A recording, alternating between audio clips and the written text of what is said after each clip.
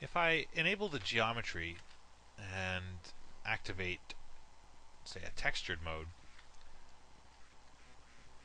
the problem is that the pivots of the actual ulna and radii don't lie down the middle of the arm. That's where we're actually distributing the twist to. The pivots would actually lie somewhere on the outsides of the arms, sort of representing the bones themselves on either side. And as the bones twist, that's where they would get their tapered effect, from these pivot points. So we actually need deformers that sit on either side of the ulna and radii, and up in the bicep we could also replicate this as well. And this is going to help keep that volume. I'll start off by getting some nulls once again, and I'll label them this time as, I guess, let's see,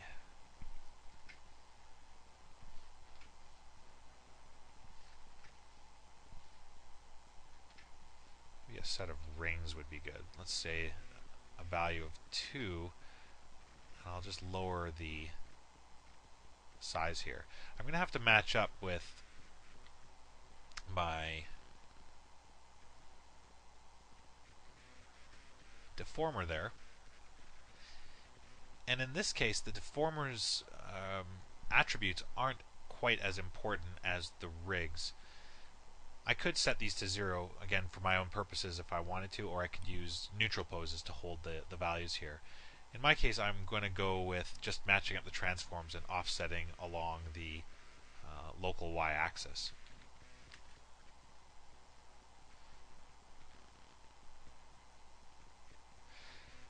By the time these objects are parented to my parent object, they will also inherit that same 0 transform with offset.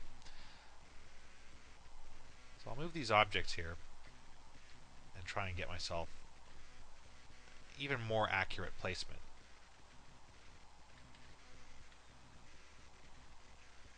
So the bone will actually sit a little higher up in the arm here. I'm going to really just try and shape that bone.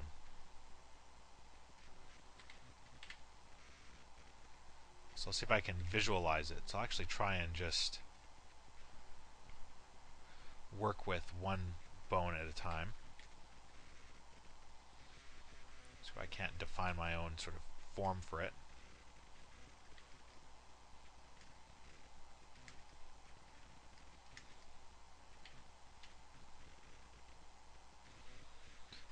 There we go.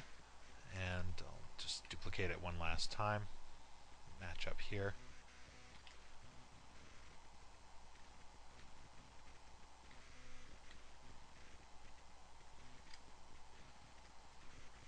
I think that line looks pretty good. Maybe a little bit higher.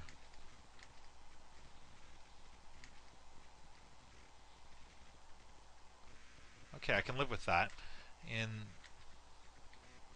the flip side,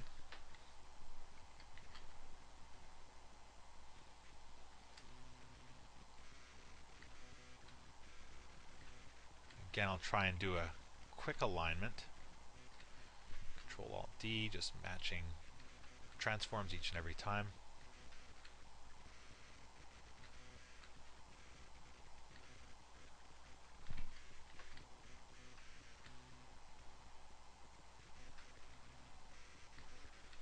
It's going to make for a bit of a difficult painting job, but again, the results kind of speak for themselves here.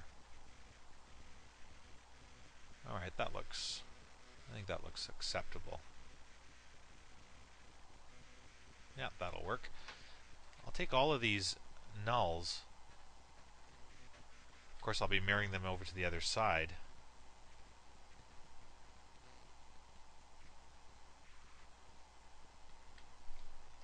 In this case, I could even freeze their negative scaling as well. Actually, I won't really even need to do that.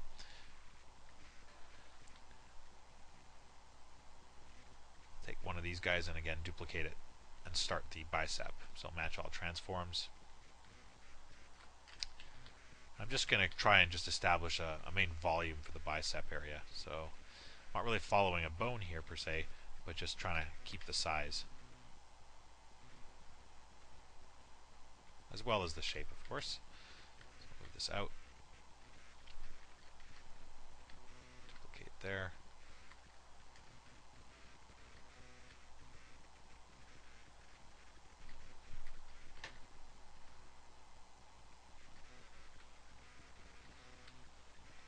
Alright, looks good on the back. And I'll just make sure I account for the front side. So 4 more to go. And we'll parent these guys in.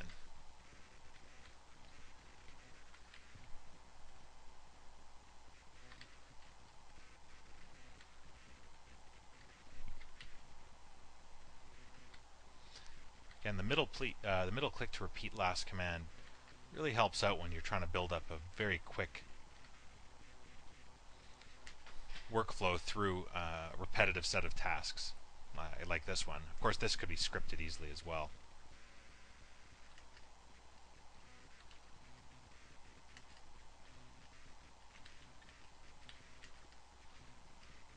There we go. So I'll take these last 8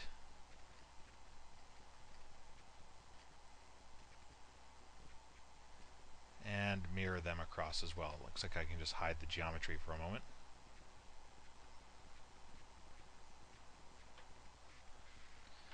Oh, I see what the problem is. I actually forgot to duplicate this one. That's okay, I'll just mirror the other one back across to the other side.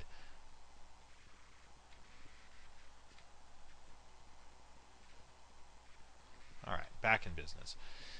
So we're going to parent everything together now. Just walk up the chain, picking parents as I go. And now we have 2 additional pivots from which to drive our deformation. So it's a bit object heavy.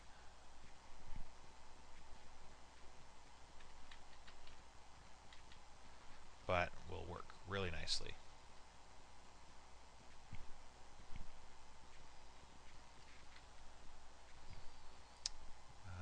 Pick parent. Do the same here. Start going into hotkeys. And again, you can always, branch select your arm to make sure that this is all working. Everything's getting parented in.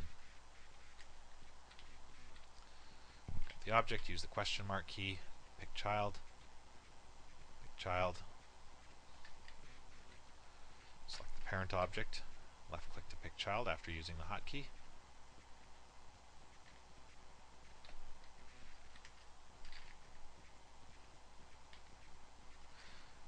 Right on. Okay, so that was an exhaustive process, but now we are ready to go.